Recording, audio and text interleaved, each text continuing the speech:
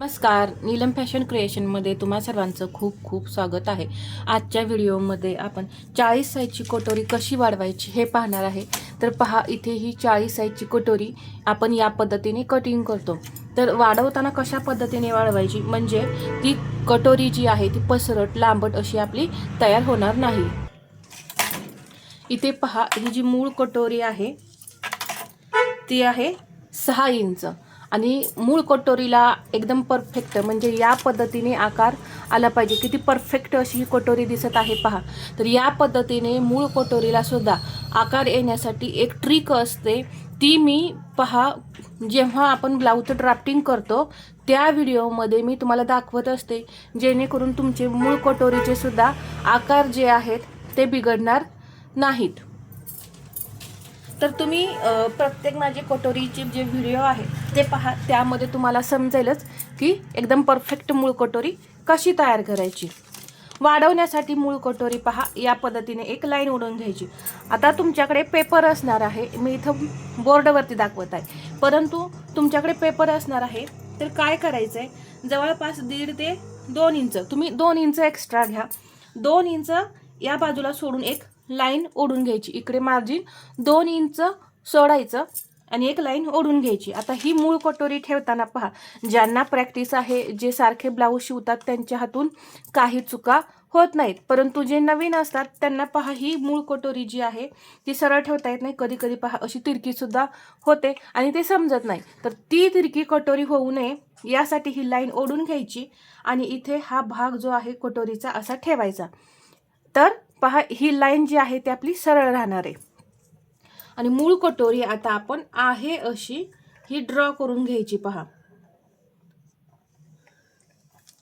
अगदी सावकाश अशी ही मूळ कटोरी आपण ड्रॉ करून घ्यायची आहे.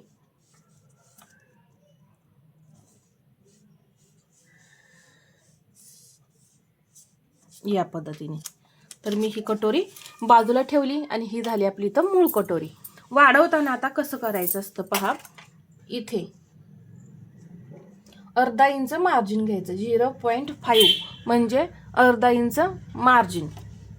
इथे पाव इंच 0.25 म्हणजे इथे पाव इंच आणि इथे 50 लिहा किंवा 5 लिहा चालतं. तर एवढं मार्जिन आपल्याला इथं घ्यायचं आहे.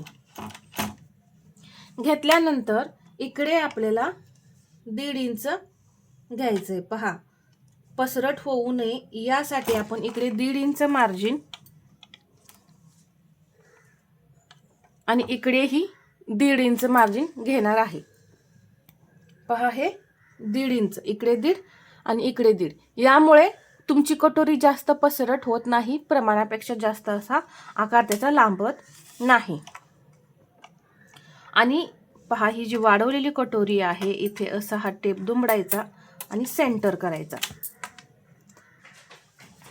सेंटर केल्यानंतर इथून 1.25 इंच. आता इथे मात्र ही कटोरी आपल्याला पाव इंचाने, पहा इथून 1.25 इंच घेतलंय. तर इकडे 1.5 इकडे 1.5 आणि आता ही 40 साईजची कटोरी आहे म्हणून आपण पाव इंच एक्स्ट्रा म्हणजे 1.25 इंच इथे कटोरी वाढवलेली आहे. यामुळे काय होतं, तुमची कटोरी मोठी पण दिसत नाही आणि टक्स जेवढा आपल्याला हवा आहे तेवढा टक्स मिळतो. जवळपास 1.25 इंच आपल्याला टक्सची रुंदी जी आहे ती हवी आहे. तर पहा इथे टक्सची रुंदी कशी आपली 1.25 इंच निघणार आहे. इथे अगदी हलक्या हाताने तुम्ही असे आकार देऊ शकता. पहा,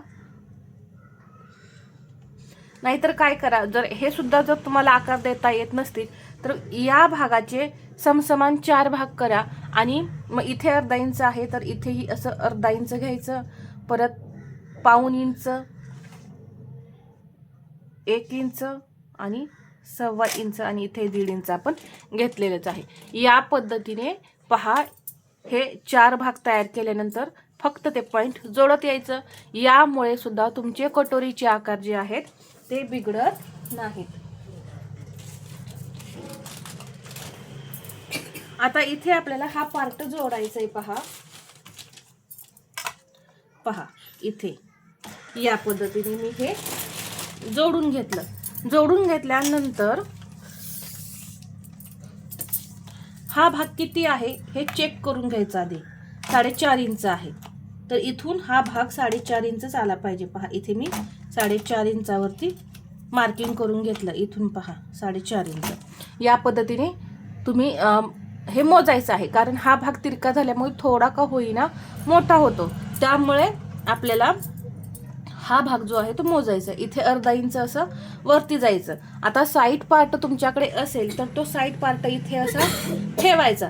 जिथे साईड पार्ट येतोय तिथं असं मार्किंग करून घ्यायचं आणि त्याच्यापेक्षा खाली साईड पार्टच्या खाली आपल्याला ही कटोरी जी आहे 1.5 इंच एक्स्ट्रा पाहिजे. म्हणजे साईड पार्ट इथं ठेवून बघायचा या इथे, आणि इथे जर आला तर याच्या खाली 1.5 इंच आपली कटोरी एक्स्ट्रा ठेवून जिथं येत आहे तिथे ते मार्किंग करून घ्यायचं.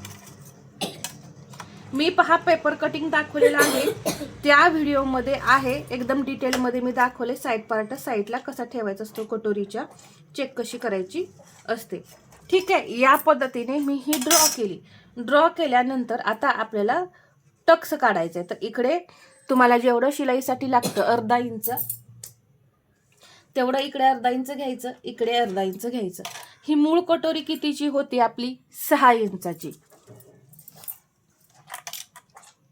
पहा 6 इंचाची ही आपली मूळ कटोरी आहे. तर त्याचा निम्मा करायचा 3 इंच. या बाजूला 3 आणि या बाजूला 3, म्हणजे किती झाले? 6 इंच झाले. तर पहा टक्स किती आलेला आहे, 1.25 आणि वरती 1 पॉईंट हा टक्स आलाय, आणि इकडूनही 1.25 आणि वरती 1 पॉईंट. या पद्धतीचा टक्स आपल्याला आलेला आहे, मिळालेला आहे. पहा यामुळे इथं हा भाग वाढवल्यामुळे बरोबर परफेक्ट असा जो टक्स असतो तो आपल्याला मिळाला. यामुळे आपला पप सुद्धा एकदम छान येणार आहे. कमी पप असल्यानंतर पहा कटोरी व्यवस्थित बसत नाही आणि ब्लाऊज सुद्धा पुढे येतं, म्हणजे ब्लाऊजचे जे शोल्डर आहेत ते पुढे येतात. तर ते येऊ नये यासाठी पहा हा टक्स सुद्धा खूप गरजेचं आहे परफेक्ट घेणं.